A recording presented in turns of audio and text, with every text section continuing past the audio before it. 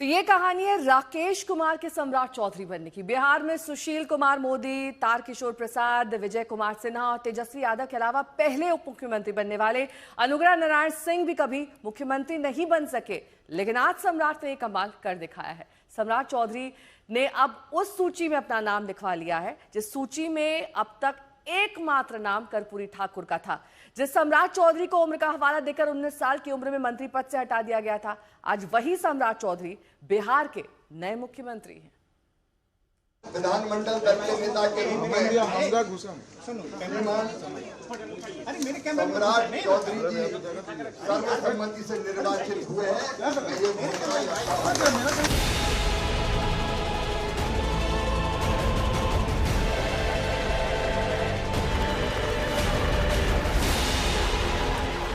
आप भरोसा रखिए, सम्राट जी को प्रचंड बहुमत से जिताइए। मोदी जी सम्राट जी को बड़ा आदमी बनाएंगे, बड़ा आदमी। चुनाव से ठीक पहले अमित शाह ने जो वादा सम्राट चौधरी से किया था, आज उस वादे ने बिहार के सियासत में नए इतिहास को गढ़ना शुरू कर दिया है। जिस बीजेपी ने हर बार सीएम चेहरे पर जनता को चौंकाया था, सम्राट के नाम पर आज उस परंपरा को तोड़ दिया गया। ये बिहार में नीतीश युग के अंत के साथ ही सम्राट के चैप्टर की शुरुआत हो चुकी है। सब कर दीजिए। इस पल के लिए बीजेपी को भी कई सालों का इंतजार करना पड़ा।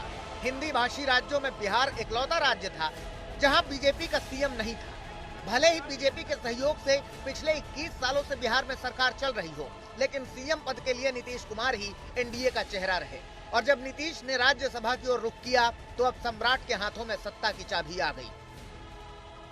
सम्राट चौधरी ना तो राष्ट्रीय स्वयंसेवक संघ की पाठशाला से निकले हैं और ना ही बीजेपी से अपनी सियासी पारी का आगाज किया है। इसके बाद भी बीजेपी की मिट्टी में सम्राट इस तरह फले फूले कि बिहार के चौधरी बनकर उभरे हैं। सम्राट चौधरी को सियासत अपने 7 बार के विधायक और सांसद पिता शकुनी चौधरी से विरासत में मिली है। शकुनी चौधरी बिहार की राजनीति के दिग्गज नेता रहे हैं, जो कांग्रेस से लेकर समता पार्टी और आरजेडी तक में रहे, लेकिन आज सम्राट अपने पिता से भी आगे निकल गए। सम्राट चौधरी ने 1990 के दशक में आरजेडी से अपने सियासी सफर की शुरुआत की। सम्राट 19 साल की उम्र में मंत्री बने थे। 1999 में राबड़ी देवी की सरकार में सबसे युवा मंत्रियों में से एक बने, लेकिन उम्र को लेकर सियासी विवाद छिड़ा, जिसके बाद उन्होंने मंत्री पद से इस्तीफा दे दिया था। सम्राट के पिता शकुनी समता पार्टी छोड़कर लालू यादव के साथ आए थे। इसके बदले में लालू ने सम्राट चौधरी को एमएलसी बनाकर मंत्री बनाया था। इसके बाद सम्राट चौधरी आरजेडी छोड़कर जेडीयू में शामिल हो गए।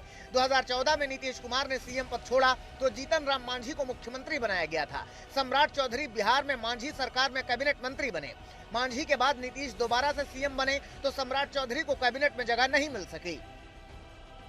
जेडीयू में बहुत ज्यादा राजनीतिक तवज्जो नहीं मिलने से सम्राट चौधरी का नीतीश कुमार से सियासी मोहभंग हो गया, जिसके चलते उन्होंने जेडीयू को अलविदा कह दिया, जिसके बाद बीजेपी का दामन थाम लिया। सम्राट चौधरी भले ही कई दलों से होते हुए बीजेपी में आए हों, लेकिन उन्हें सियासी बुलंदी बीजेपी में ही मिली। बीजेपी की मिट्टी में खूब फले फूले। जेडीयू छोड़ने के बाद सम्राट चौधरी ने साल 2018 में बीजेपी का दामन थाम लिया। 2019 में नित्यानंद राय जब प्रदेश अध्यक्ष थे तो सम्राट चौधरी को उपाध्यक्ष बनाया गया। सम्राट चौधरी बीजेपी में शामिल हुए तो उस वक्त एनडीए की सरकार में उन्हें पंचायती राज मंत्री भी बनाया गया था। 2020 में बीजेपी से विधान परिषद पहुंचते हैं।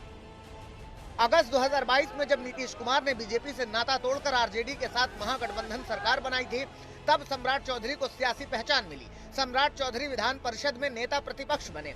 सम्राट चौधरी के तेवर उस वक्त बिहार की सियासत की गलियों में देखने को मिल रहे थे। तब सम्राट ने कसम खाई थी कि नीतीश को सत्ता से उखाड़ने के बाद ही वो पगड़ी बांधेंगे। साल 2023 में सम्राट चौधरी बीजेपी के प्रदेश अध्यक्ष बने और इसके बाद नीतीश कुमार ने दोबारा एनडीए में वापसी की तो डिप्टी सीएम की कुर्सी सौंप दी गई। तब सम्राट ने महागठबंधन के हितों का हवाला देते हुए अयोध्या में जाकर पगड़ी उतारी थी। एकदम 28 तारीख को ही मैंने घोषणा कर दिया था पटना में कि अयोध्या जाकर प्रभु श्री राम के चरणों में उसको समर्पित करूंगा। सोचिए, सत्ता का ऐसा खेल जिस सम्राट चौधरी ने अपनी पगड़ी नीतीश को हटाने के लिए पहनी थी, आज वही सम्राट चौधरी नीतीश के उत्तराधिकारी बनकर सामने आए हैं, वो भी नीतीश कुमार के सहयोग के साथ। आज तक ब्यूरो।